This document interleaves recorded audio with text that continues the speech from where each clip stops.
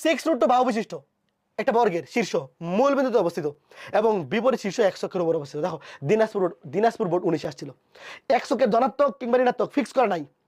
যদি x অক্ষের ধনাত্মক দিয়ে বলতো তাহলে পজিটিভ, নেগেটিভ বলে নেগেটিভ। এখন দেখো তাহলে আগে বলো কর্ণ দৈর্ঘ্য কত হবে, মনে মনে বলো।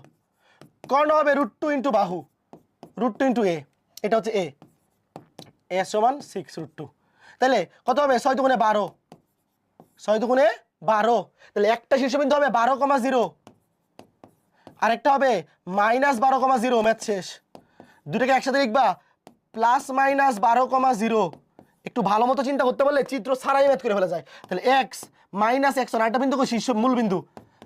তাহলে এই যে এইটা একটা বর্গের মানে কর্ণের প্রান্তবিন্দু, এটা আরেকটা। তো কর্ণকে তো আমরা ব্যাস ধরবো, তাহলে এটা হচ্ছে একটা ব্যাসের প্রান্তবিন্দু আর এটা একটা ব্যাসের প্রান্তবিন্দু। শেষ।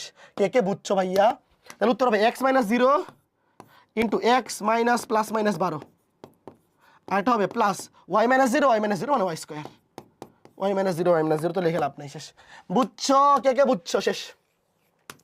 ভাইয়া একটু ঠান্ডা মাথায় চিত্রটা দেখো, আগের ম্যাথের চিত্রটা একটু দেখো, মনে মনেই করে ফেলা যাবে। আমি আবার বুঝিয়ে দিচ্ছি। দেখো যেহেতু বাহু হচ্ছে 4√2, তাহলে কর্ণ হবে 8। তাহলে এটা 8,0 আর এটা বাম পাশে -8,0। তাহলে এবার ব্যাসের একটা প্রান্তবিন্দু মূল বিন্দু বলা আছে, একটা প্রান্তবিন্দু মূল বিন্দু আর একটা প্রান্তবিন্দু +-8,0। এবার এখানে বাহু যেহেতু 6√2, তাহলে কর্ণ হবে √2 ইন্টু এ, 6 দুগুণে 12।